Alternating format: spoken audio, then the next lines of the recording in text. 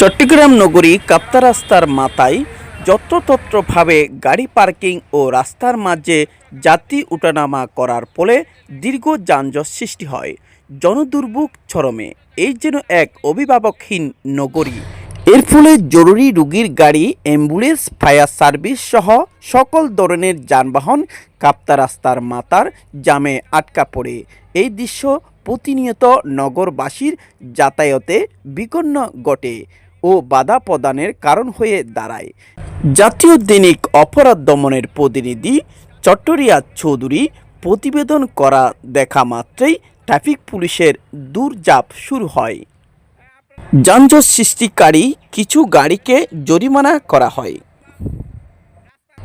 Traffic police Arifur Rahman পুলিশের সহযোগিতায় এই অভিযান পরিচালনা করেন। আর আমরা তো মোটামুটি মাঠ পর্যায়ে যতটুকু সম্ভব চেষ্টা করি যানজট নিরসনের জন্য, সর্বোচ্চ চেষ্টাই করি আমরা। তারপরও এর মধ্যে মানে মামলা করলেই যে সমাধান হবে তা না বিষয়টা। অনেক সময় তাদেরকে মানে এটা দিতে হবে যে রাস্তায় পার্কিং করলে অসুবিধা। আর আপনি আরেকটা বিষয় খেয়াল করেন, এই মামলা করলে যে ঝামেলাগুলো মাঝে মাঝে ফেস করতে হয়, যেমন আপনার বক্তব্যগুলো একটু। আপনি এখানে দাঁড় করানো কি আপনার রাইড আছে? এখান থেকে যাত্রী ওঠানামা করতেছেন আপনারা কেন? কালুরঘাট বাস ও সিটি সার্ভিস বাস চালকরা ট্রাফিক আইনকে বিদ্যাঙ্গুলি দেখিয়ে প্রতিনিয়ত জনদুর্ভোগ সৃষ্টি করে যাচ্ছে।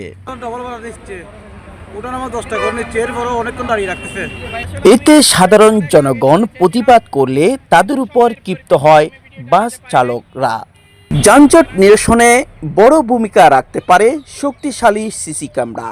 এই সিসি ক্যামেরা দ্বারাই চট্টগ্রামের বিভিন্ন মোড়ে যদি মনিটরিং করা যেতে পারে, ট্রাফিক সিস্টেম পরিবর্তন আনবে নতুন মাত্রা। নতুন বাংলাদেশে নতুন ট্রাফিক পুলিশ সিস্টেম চালু করা হোক, সেটাই প্রত্যাশা করে নগরবাসী।